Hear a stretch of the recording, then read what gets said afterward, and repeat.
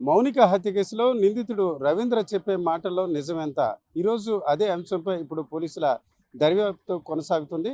ఈ హత్య విషయంలో పోలీసుల విచారణలో నిందితుడు తనను మౌనిక ఆర్థికంగా కొంత ఒత్తిడి చేయడం వల్ల ఈ రకంగా హత్య చేసినట్టు చెప్తున్నారు.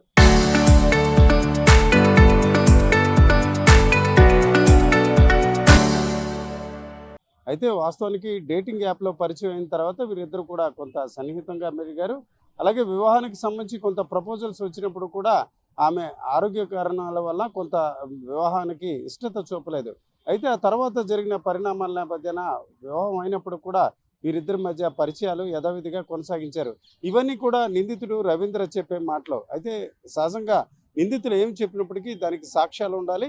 అలాగే దానికి సంబంధించిన రుజువులు కూడా సాంకేతికంగా నిర్ధారణ చేయాల్సిన పరిస్థితి.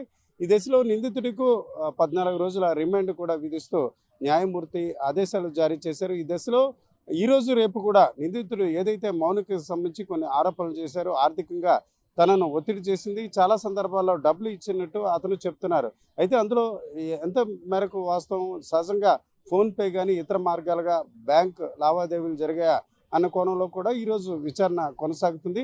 ఈ దశలో రవీంద్ర చెప్పే మాటల్లో వాస్తవాలు ఎంతవరకు ఉన్నాయనే అంశంతో పాటు అవసరమైతే నిందితుడిని జ్యుడిషియల్ కస్టడీ కూడా తీసుకునే ఆలోచనలో పోలీసులు ఉన్నారు. ఇవన్నీ కూడా ఈరోజు రేపు కూడా దీనికి సంబంధించి అంటే నిందితుడు వేరు అంశాలు అంటే సహజంగా హత్య చేయాలని ఆలోచన లేదని, అలాగే ఆ తర్వాత అక్కడ క్షణికావస్థలో హత్య చేశానని వేరు సందర్భాల్లో వేరు అంశాలు కూడా ఆయన చెప్పడం జరిగింది.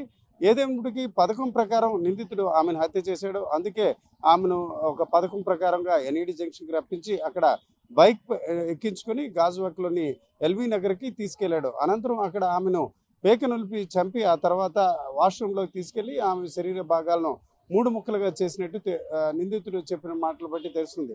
అవన్నీ కూడా సీన్ రీకన్‌స్ట్రక్షన్‌లో వాస్తవాలుగా తెలిసినప్పటికి కూడా డబ్బుల కోసం ఒత్తిడి చేసింది అన్న విషయంపై ఒక రుజువు ఆమె భౌతికంగా లేరు. మరొక మాట అతను. అయితే సహజంగా నిందితుల మాటలు నమ్మే స్థితి లేకపోవడంతో సాంకేతికంగా ఎలాంటి ఆర్థిక లావాదేవీలు జరిగాయి, అలాగే అవసరం కోసం తీసుకున్నారా లేక ఒత్తిడి కోసం తీసుకున్నారా అనే కోణంలో కూడా విచారణ జరుగుతుంది. ఈ విచారణ అనంతరం అవసరమైతే నిందితుడిని జ్యుడిషియల్ కస్టడీకి తీసుకునే ఆలోచనతో కూడా గాజువాక పోలీసులు ఉన్నారు.